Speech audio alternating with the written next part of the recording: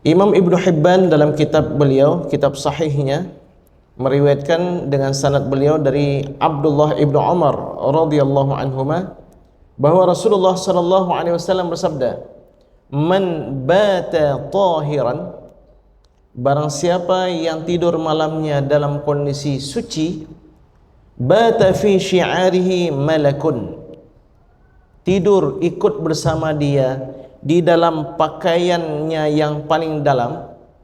Kalau kita ada baju singlet, baju kaos, di situ malaikat.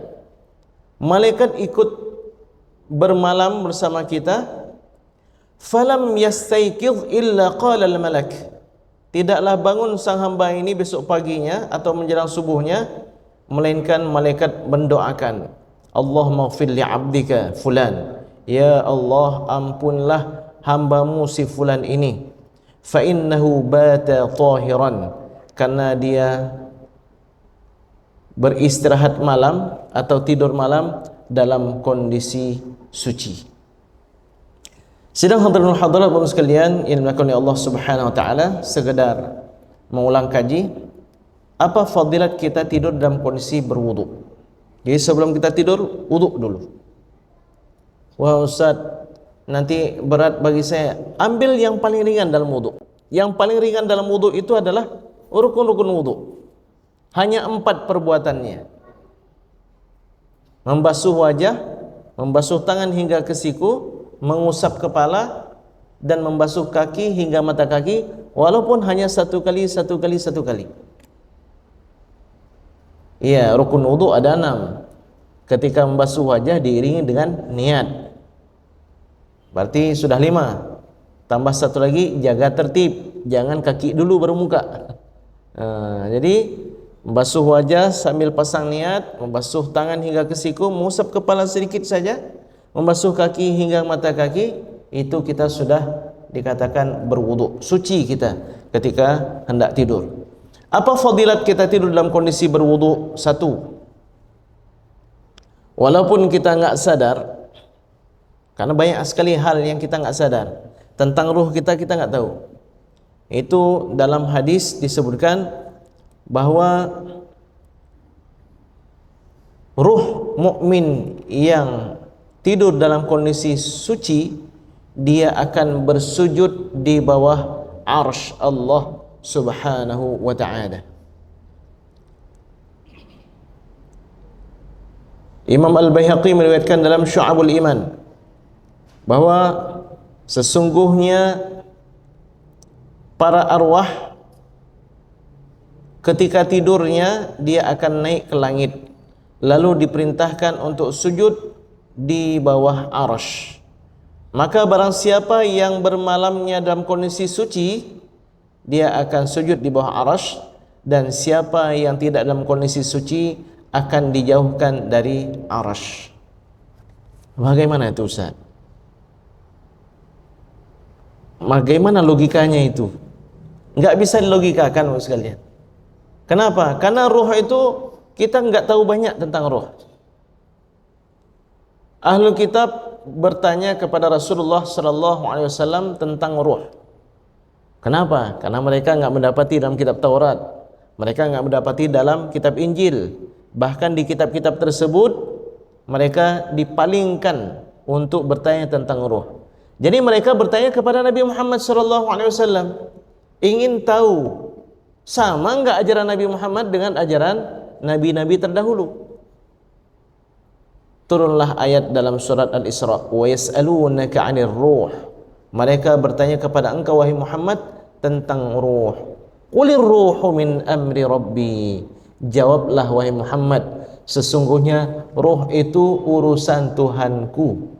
Wa ma utitum minal ilmi illa qalila. Kalian tidak diberikan ilmu melainkan terlalu sedikit. Terlalu sedikit. Ya, Bapak sekalian. Jadi tentang diri kita sendiri kita banyak enggak tahu. Wa fi anfusikum afala tubsirun. Pada diri kalian apakah kalian tidak melihat? Apa? Karena banyak sekali kita enggak tahu.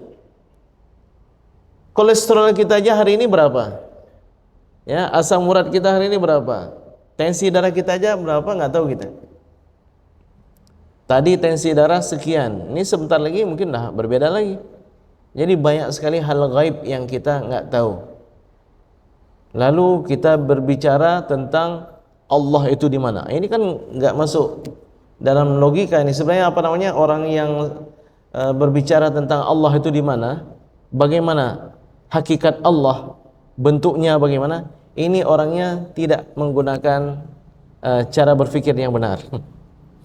Karena kalau dia berpikir dengan benar tentang dirinya aja nggak tahu dia, banyak sekali nggak tahu.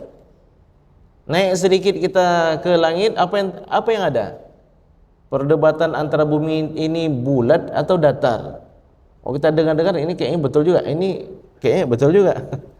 Jadi sedang hadirin sekalian, ini adalah perkara yang gaib, bahwa ruh bersujud di bawah arasy di surga Firdaus ketika seorang hamba tidur dalam kondisi suci.